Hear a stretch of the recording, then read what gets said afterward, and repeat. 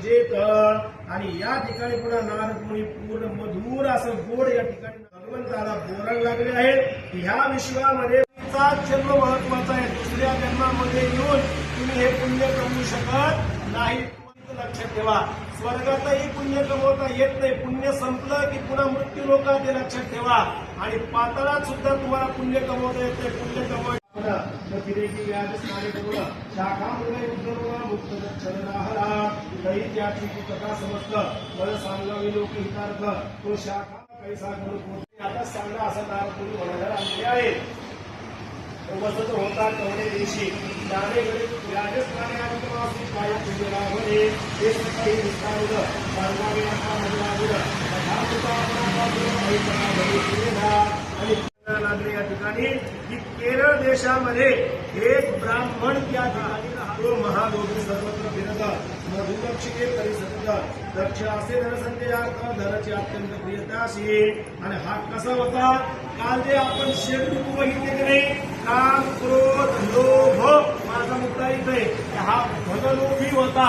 आणि धनलोभी असताना कसा होता वास्तविक पाहता, आपली ती मधाची माशी असते ना, मधमाशी, तिथं काय काम आहे बघा बरं तुम्ही तिथं तिला फुलात ना तर सगळा गंध गोळा करायचा आणि खायचा कोणी आपण, म्हणजे कष्ट करायचे कोणी, खायचं कोणी, विचार करा।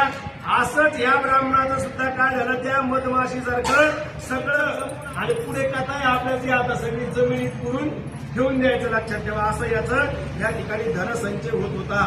अन्नदान केलं नाही, अंगावरती वस्त्र सुद्धा व्यवस्थित घातलं नाही, त्यानंतर ह्या बाबाला पुन्हा श्राद्धही केलं नाही, देवपूजाही करायची नाही, कोणती गोष्ट करायचं नाही, मात्र मी ब्राह्मण म्हणायचं। कशापोटी?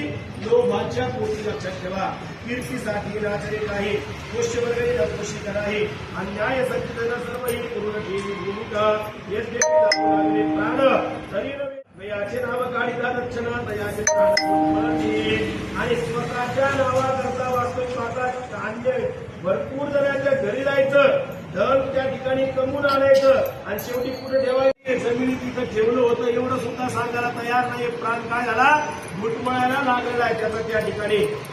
काय हे असंच असतं बघा, हे पूर्वीचे लोक काय करायचे, आणि जमिनीत ठेवल्यानंतर वास्तविक पाहता स्वतःही मिळत नव्हतं आणि गेल्यानंतर सुद्धा दुसऱ्यालाही मिळू देत नाही बघा।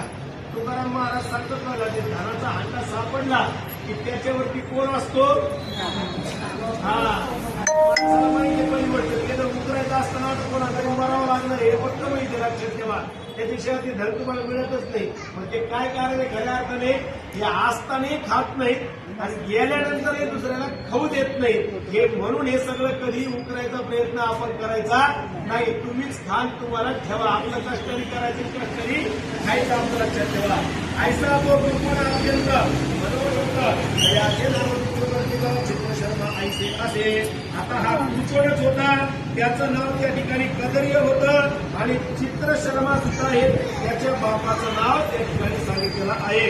माघ महिन्यात झालं कार्यक्रमासी निपणालं वैशाखा आणि धान्यदान रंजनदान वै दिनी सर्वदाने रवी संक्रमणी आणि अंजनी दाने आणले सुरहित।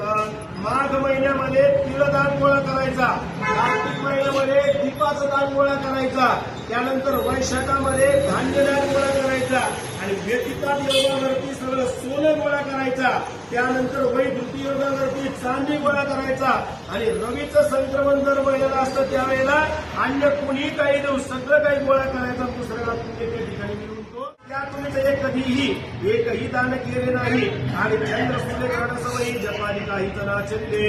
आता एवढं सगळं त्या ब्राह्मणाला देत होतं, त्यात द्यावा असा नियम म्हणजे आपला वास्तव आता, पण ह्या बाबाची काही इच्छा होत नव्हती। आलं जमिनीत पुरून ठेवायचं त्या ठिकाणी, पैशीही परवडी आली तरी स्वय संकर्म काही न करे, महापापात्मा दुराचारी धनाची अंतरी चिंतित अंगावरी न घे बसत करी सहन सर्वांग जन कृष्णमयी न पाहता मन कंटाळे। आणि काही असो ह्या पापात्मा दुराचारी काय करायचा, काही झालं तरी चालेल, पण धनाचा लोभ मात्र मनामध्ये खूप होताना आलं की त्या जमिनी सोडून ठेवायचं, सुटत याचं नव्हतं, म्हणून लोभ ठेवायचा नाही। लक्षात ठेवा, धन लोभे भूतळी फिरत जो जो भेटे तयासी याची पडायचं, ब्राह्मण सांगायचं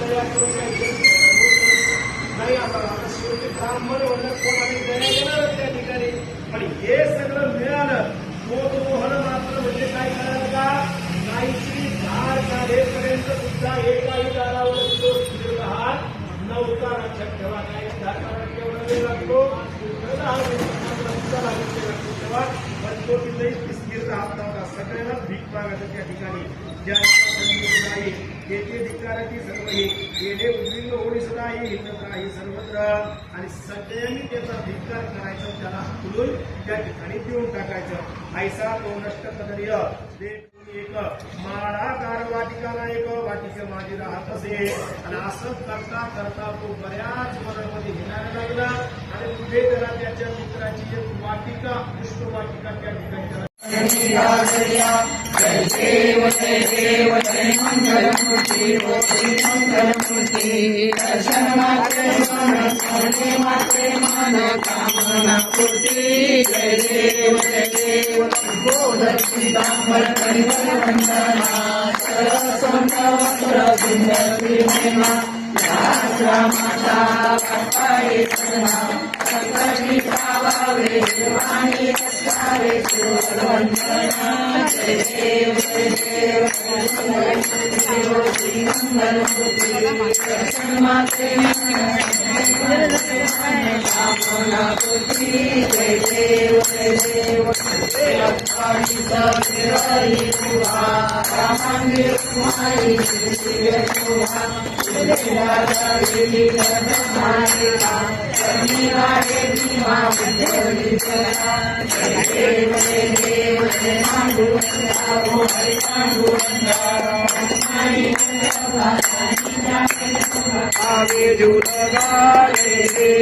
देव तुलसी महाराज दासे पीतांबर